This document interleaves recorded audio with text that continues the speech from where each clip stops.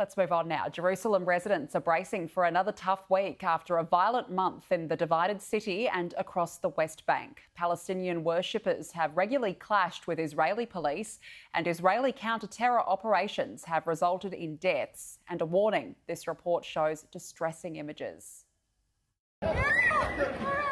It has been a violent month in Jerusalem and the occupied West Bank, but another all-out conflict has so far been avoided, for now.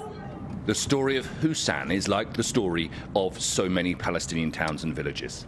On one side, it is enclosed by the 25-foot wall that divides Israel from the West Bank. On another side, just up on that hill, is an Israeli settlement built on Palestinian land. Because of this, residents of Hussan say they feel surrounded and trapped. On a recent Sunday morning during Ramadan, Ghada Sabatin was shot dead by an Israeli soldier at a roadblock in the village. The IDF told us the soldiers followed protocol by firing warning shots and shouting at her to stop. No weapons were found on her body. Her family say that the lawyer, a mother of 6 in her mid-40s, was murdered.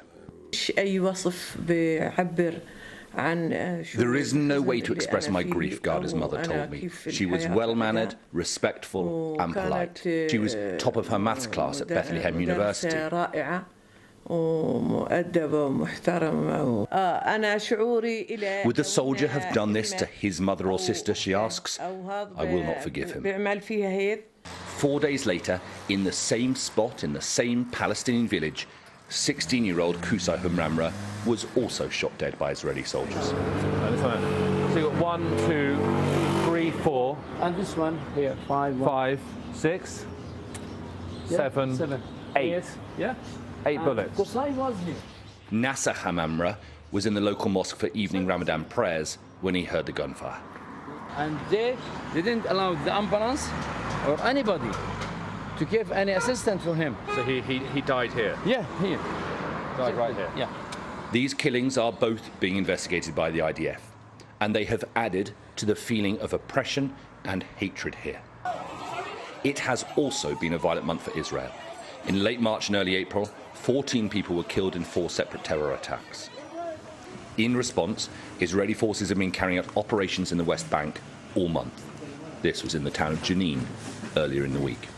The IDF is taking a dual approach. At the same time, where they want to combat terrorism, they're also offering a policy of distinction, where they want to make sure that the fabric of quality of life for regular Palestinians, for the innocent Palestinians, can go on and carry on their normal lives. And we've seen this week as well, with tens of thousands of Palestinians coming in and being able to pray at the mosque during Ramadan. So it's kind of a dual approach from the IDF.